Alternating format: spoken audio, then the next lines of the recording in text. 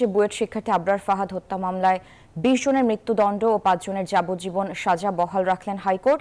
এ সম্পর্কিত প্রক্রিয়াধীন রিপোর্টটি আমাদের হাতে এসে মাত্র পৌঁছেছে। চলুন দেখে আসি রিপোর্টটি। ২০১৯ সালের ৬ অক্টোবর বুয়েটের শেরেবাংলা হলে আবরার ফাহাদকে দফায় দফায় পিটিয়ে হত্যা করে তৎকালীন ছাত্রলীগের নেতাকর্মীরা। আবরার তখন বুয়েটের তড়িৎ ও ইলেকট্রনিক্স প্রকৌশল বিভাগের ২য় বর্ষের শিক্ষার্থী। সারা রাত নির্যাতন চালিয়ে হত্যা করে মরদেহ ফেলে রাখা হয় সিঁড়ির নিচে। এ ঘটনার প্রতিবাদে ফুঁসে ওঠে বিভিন্ন ক্যাম্পাসের শিক্ষার্থীরা। বন্ধ করে দেয়া হয় বুয়েটে ছাত্র রাজনীতি।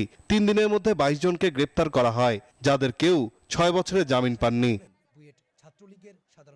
২০২১ সালের ৮ ডিসেম্বর ঢাকার দ্রুত বিচার ট্রাইব্যুনাল ১ আবরার ফাহাদ হত্যা মামলায় বুয়েটের ২০ শিক্ষার্থীকে মৃত্যুদণ্ড ও ৫ আসামিকে যাবজ্জীবন দণ্ড দেন।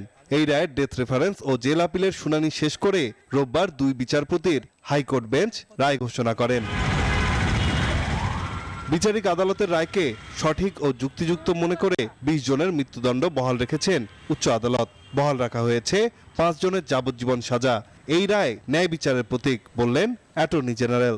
এই ঈদে জামা জুতো অ্যাক্সেসরিজের ডিসকাউন্ট। আবরার ফাহাদের মৃত্যু গোটা জাতির মূল্যবোধের শিকড়ে নাড়া দিয়েছে। আবরার ফাহাদের মৃত্যু এক্সপোজ করেছে যে রাজনৈতিক ফ্যাসিজম কিভাবে দিনে দিনে বাড়তে পারে।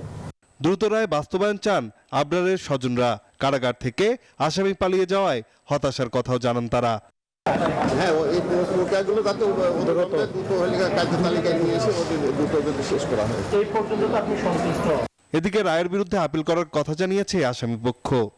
রায়ের সার্টিফাইড কপি হাতে পাওয়ার পরপরই মহামান্য আপিল বিভাগে আপিল করিব। আবরারের হত্যার সঙ্গে জড়িত ২৫ আসামির ৪ জন পলাতক। এরা সবাই মৃত্যুদণ্ডপ্রাপ্ত আসামি। বুয়েট শিক্ষার্থী আবরার ফাহাদ হত্যাকাণ্ড মামলা বিচারিক আদালতের রায় বহাল রাখল হাইকোর্ট। ফলে রায় কার্যকরে আর কোনো বাধা না থাকলেও হাঁটতে হবে আরও কিছুটা পথ।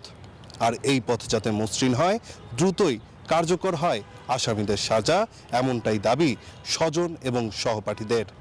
নাইম আলচিকো, নিউজ 24, ঢাকা।